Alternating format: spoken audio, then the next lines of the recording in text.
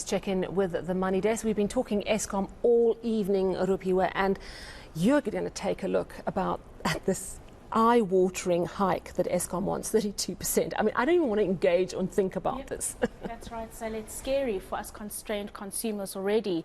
But it's Eskom, as we've been discussing. There's a lot we can say about the power utility, the nucleus of state capture, the alleged sabotage, brain drain, and aging plants that have led us sitting in stage 4 power cuts until midnight. It's a total mess, as Professor J.J. Tabane would say, and yet the power utility sees it fit to knock on nurse's door and ask for 32% tariff hike next year. It would be laughable if it was not so unfortunate. And sadly, Eskom doesn't have much of a choice but to make this kind of request at the expense of us, the end users. Peter Attard Montalto, who's the director at Intellidex UK Global Lead for Capital Market Research, joins me now to discuss this and more.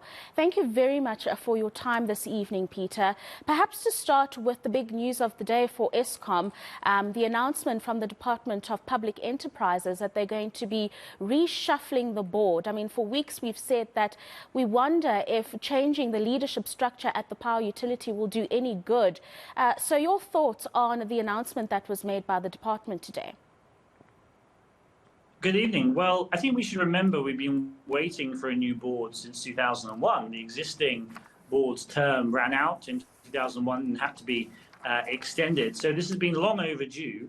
We should remember that actually 2 boards are needed. We need a new holdco board, the main board of the company. We also need a new board to be put in place for the transmission entity, which has been spun out. That's particularly important for the reform process. And these have been waiting in the government's desks for a very long time. So this is long overdue. We need to obviously be careful when they come out, if there are good names on those lists, and see exactly who they are appointing. But we should be careful as well. You know, this does not solve magically the problems of aging plant or anything like that. It doesn't solve the underlying maths. I'm sure we'll get onto on the tariff. This is just one component, necessary component to setting Eskom straight. Yeah, and you have indicated that unfortunately for Eskom, it doesn't have all that many options. This massive tariff hike that they're calling on NERSA to grant them next year, 32%, that's going to put a lot of pressure on not just us, the end users, but businesses in the country as well. But is it the best route that Eskom up with us? And that's how we basically end up with this massive number. Now, in a sense, it doesn't matter, who ultimately pays for it. You could have a low tariff increase. You would then need a very high bailout from the government, or the other way around. You could have a high tariff increase and a low bailout. If, say, we were to have another 10 to 15% increase in the tariff next year instead of this 32%, you would then have to have taxpayers paying out an extra 40 billion or so to Eskom, because Eskom has very little cash in the buffer. So at the end of the day, someone is going to pay for this. It's either going to be taxpayers or tariff payers. It sounds like a lose-lose situation, Peter, and it doesn't sound like it could be anything that improves, given the fact that Eskom sales have gone down over the years, so their streams of revenue are very limited. Just looking at bringing on IPPs and Eskom going to market and purchasing, would you say that there's any light at the end of the tunnel for the power utility, or is this just going to be the way that it's going to be going forward in terms of requests for tariffs and government considering bailouts when it needed? Well, I think the really important thing here is the framing of what Eskom is over the coming 30 years to net zero in 2050, or even over the coming decade. It's a process of managed decline, and I think that's entirely appropriate.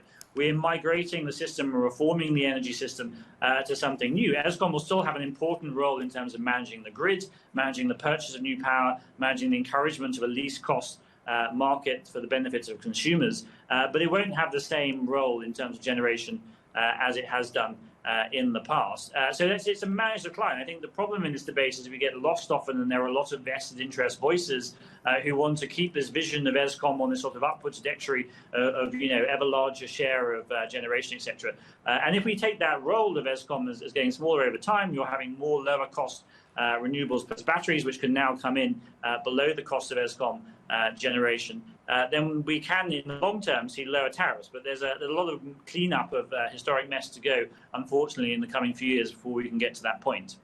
In the meantime, Peter, this obviously has had dire consequences for South Africa's economy, despite the fact that we've had the pandemic, the KZN floods and the July unrest from last year. South Africa's economic outlook doesn't seem very positive, just given the added pressure by Eskom on it.